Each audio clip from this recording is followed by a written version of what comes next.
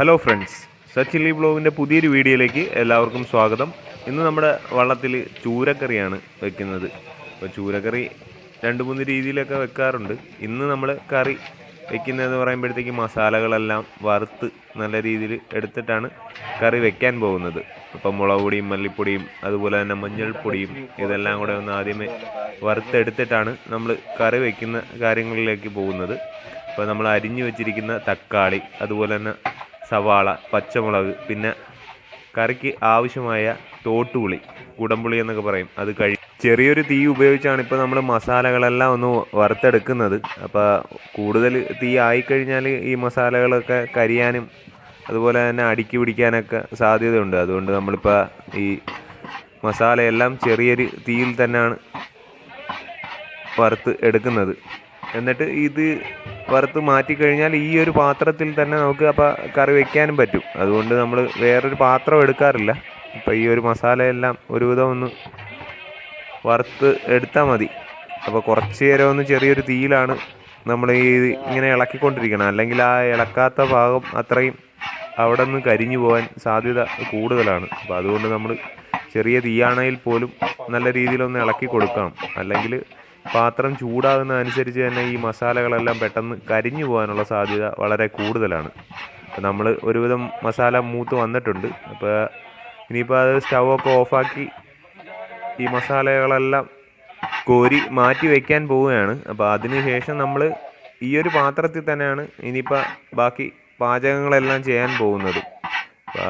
നമ്മൾ വറുത്ത ആ ഒരു പാത്രത്തിലേക്ക് ആവശ്യത്തിന് വെളിച്ചെണ്ണയാണ് ഒഴിക്കുന്നത്. വെളിച്ചെണ്ണ ഒഴിച്ച് വെളിച്ചെണ്ണ ഒന്ന് ചെറിയ രീതിയിൽ ചൂടായി വരുമ്പോഴത്തേക്ക് നമ്മൾ അരിഞ്ഞു വെച്ചിരിക്കുന്ന പച്ചമുളക്, ആദ്യം നമ്മൾ പച്ചമുളകാണ് ഇടുന്നത്.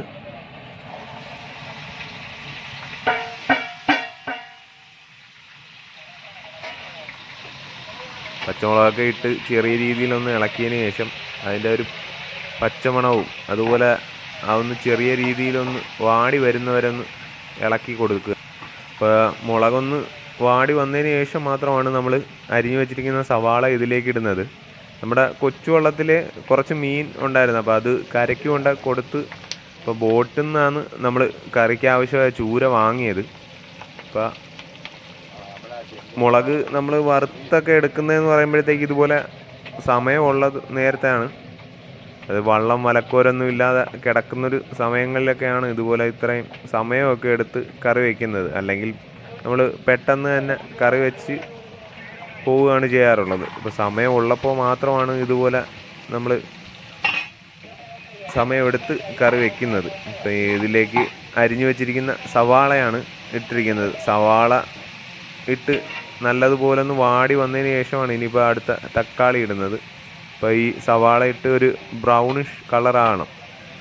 ഇപ്പോൾ അതിൻ്റെ ഒരു മസാലയുടെ ഒരു കളർ കൊണ്ട് നമുക്ക് പെട്ടെന്നത് ഒരു ബ്രൗൺ കളർ പോലെ തോന്നും.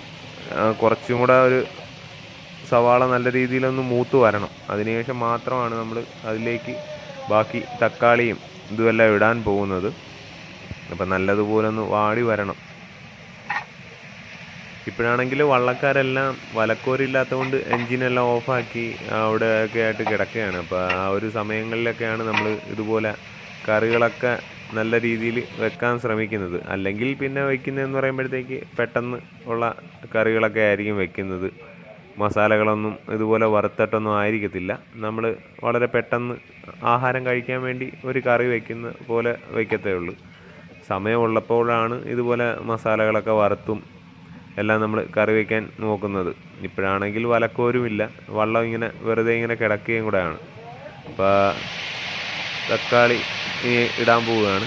സവാള ഒരുവിധം മൂത്ത് വന്നിട്ടുണ്ട്. ചെറിയ രീതിയിൽ അരിഞ്ഞു വെച്ചിരിക്കുന്ന തക്കാളിയാണ്.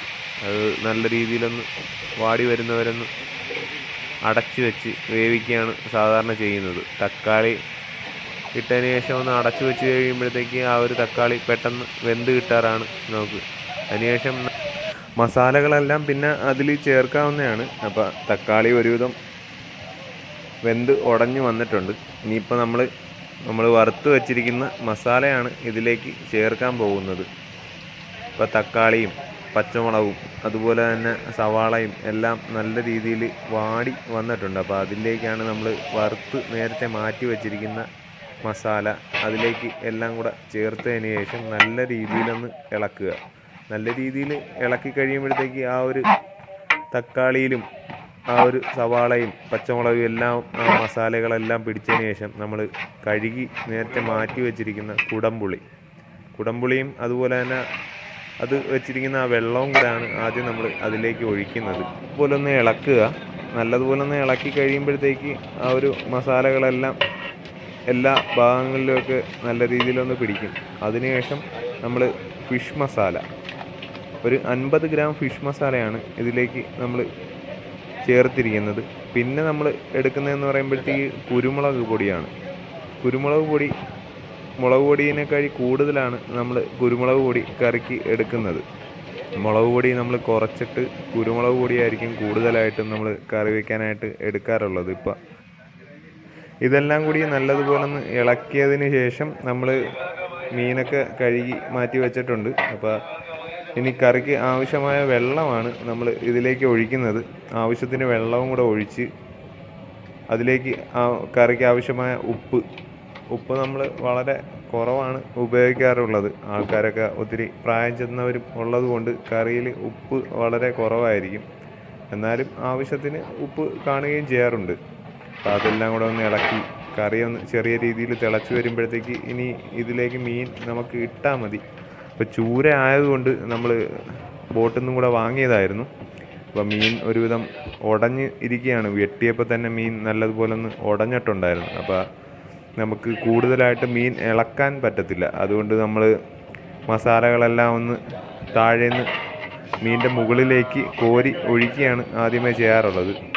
ചെറിയ രീതിയിലൊന്ന് ചൂടായി മീനൊന്ന് ഉറച്ച് കഴിയുമ്പോഴത്തേക്ക്, അതായത് കറി വെന്ത് കഴിയുമ്പോഴത്തേക്ക് മീൻ നല്ലതുപോലെ ഒന്ന് ഉറച്ച് വരികയാണ് ചെയ്യാറുള്ളത്. അപ്പം ചൂര ആയതുകൊണ്ട് ഉടഞ്ഞു പോകത്തില്ല. നമ്മൾ പക്ഷേ ഒന്ന് ഇളക്കുകയൊക്കെ ചെയ്യുകയാണെങ്കിൽ മീൻ കലങ്ങിപ്പോവും. കറിയിൽ കിടന്ന് തന്നെ ഉടഞ്ഞ് എല്ലാം പോകാനാണ് സാധ്യത കൂടുതൽ. അതുകൊണ്ട് നമ്മൾ ആദ്യമേ തന്നെ മീൻ ഇട്ടതിന് ശേഷം നമ്മൾ തവി വെച്ച് ഇളക്കാനൊന്നും പാടില്ല. ആദ്യമേ തന്നെ നമ്മൾ തവി വെച്ച് ഇളക്കി കഴിഞ്ഞാൽ കറിയെല്ലാം നല്ല രീതിയിൽ മീനും എല്ലാം ഉടഞ്ഞ് പോകുന്നതായിരിക്കും. അപ്പോൾ അതുകൊണ്ട് മീൻ ഇട്ടതിന് ശേഷം ഒന്ന് മീനിൻ്റെ പുറത്ത് മസാലയെല്ലാം പിടിക്കാൻ വേണ്ടി ഒന്ന് കോരി ഇടുക. അതിനുശേഷം നമ്മൾ നല്ലതുപോലെ ഒന്ന് അടച്ചു വെച്ച് വേവിച്ചാൽ മതി. അപ്പോൾ മീൻ ഒരുവിധം വെന്ത് വന്നിട്ടുണ്ട്. പിന്നെ വള്ളത്തിലൊക്കെ ആയതുകൊണ്ട് കറി വേകേണ്ട താമസമേ ഉള്ളൂ. ആൾക്കാരെല്ലാം പെട്ടെന്ന് വരികയും കഴിക്കുകയും എല്ലാം വളരെ പെട്ടെന്നായിരിക്കും. ചൂടോടെ തന്നെ ചോറും കറികളും എല്ലാം പെട്ടെന്ന് കൊടുത്ത് പണിയെല്ലാം പെട്ടെന്ന് തീരുന്നതായിരിക്കും. ഇനിയിപ്പോൾ ഒന്ന് ചെറിയ രീതിയിലൊന്ന് പറ്റി വന്നാൽ മാത്രം മതി. മീനൊക്കെ ഒരുവിധം നല്ല രീതിയിൽ വെന്തിട്ടുണ്ട്. ഒരുവിധം വെന്ത് വന്നിട്ടുണ്ട്. ഇനിയിപ്പോൾ ചൂര കറിയും ചോറുമാണ് ഇപ്പോൾ വിളമ്പിക്കൊണ്ടിരിക്കുന്നത്. ഇപ്പോൾ നമ്മുടെ വള്ളത്തിൽ നിന്ന് എല്ലാവരും വന്ന് ചോറും അതുപോലെ തന്നെ മീൻ കറിയും എല്ലാം കൂട്ടി കഴിക്കുകയാണ്. അപ്പോൾ അനിയണ്ണനും അതുപോലെ തന്നെ ബിജുവണ്ണനൊക്കെ നിന്ന് ചൂണ്ടയിടുകയാണ്. വള്ളം ഇങ്ങനെ എല്ലാം ചുമ്മാതെ കിടക്കുന്നതുകൊണ്ടാണ് ഇങ്ങനത്തെ പരിപാടികളെല്ലാം ചെയ്യുന്നത്. അപ്പോൾ ഇപ്പോഴാണെങ്കിൽ സമയം ഒത്തിരി ഉണ്ട്.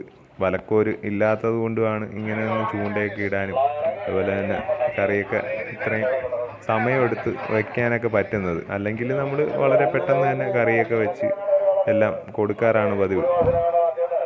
അപ്പോൾ കറിയൊക്കെ വെന്ത് ആൾക്കാരൊക്കെ ചോറ് കഴിച്ച് തുടങ്ങിയിട്ടുണ്ട്. അപ്പോൾ ഇനി നമുക്ക് ഇന്ന് കറി എങ്ങനെ ഉണ്ടെന്ന് നമുക്ക് ചോദിക്കാം. ചൂരക്കറി വെച്ചത് അപ്പോൾ ആൾക്കാർ കഴിച്ചിട്ട് അതിൻ്റെ ഒരു അഭിപ്രായം പറയുന്നതും കൂടെ ഒന്ന് നമുക്ക് കേട്ട് നോക്കാവുന്നതാണ്.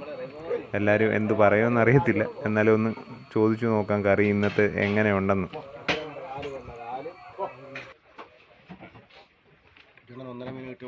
ചൂരക്കറിയും ചോറും അടപ്പും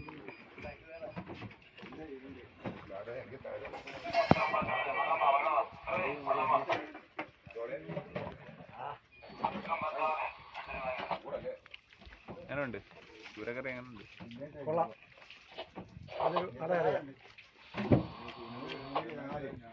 എല്ലാവരും കഴി കൊള്ളാം. നമ്മുടെ ചൂരക്കറി ഇന്നത്തെ എങ്ങനെയുണ്ട്? സൂപ്പർ. കേരക്കറി എങ്ങനെയുണ്ട്? കേരച്ചൂര ചീരക്കറി നല്ല നല്ല ടേസ്റ്റോട് കൂടി കറി. ഇങ്ങനെയുണ്ട് ഇന്നത്തെ കറിയും ചോറും. എന്തോ ഒരു കുറവുണ്ട്. എന്തിന്റെ കുറവാ? പീസിന്റെ കുറവാ. 2 പീസ് വീതമുള്ളൂ. പിന്നെ കറി കൊള്ളാം. കറി വെച്ച ആള് ഇട്ട് ഇറങ്ങിയതുള്ളൂ. അത് പിടിച്ച്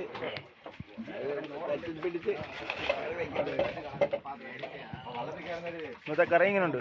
കറി കൊള്ളാം. ഉപ്പും പുളിയൊക്കെ പിടിച്ചിട്ടുണ്ട്. മീൻ കുറവാണെന്നേ ഉള്ളൂ. 2 കഷ്ണം മീൻ വെച്ചേ ഉള്ളൂ. വീഡിയോ ഇഷ്ടമായ ലൈക്ക് ചെയ്യുക. അതുപോലെ തന്നെ നിങ്ങളുടെ വിലയേറിയ അഭിപ്രായം കമൻറ്റുകളായി രേഖപ്പെടുത്തുക. വീഡിയോ എല്ലാവർക്കും ഒന്ന് ഷെയർ ചെയ്യുക. വീഡിയോ സബ്സ്ക്രൈബ് ചെയ്യാതെ കാണുന്നവരുണ്ടെങ്കിൽ ഒന്ന് സബ്സ്ക്രൈബ് ചെയ്ത് സപ്പോർട്ട് ചെയ്യുക. Okay, thank you.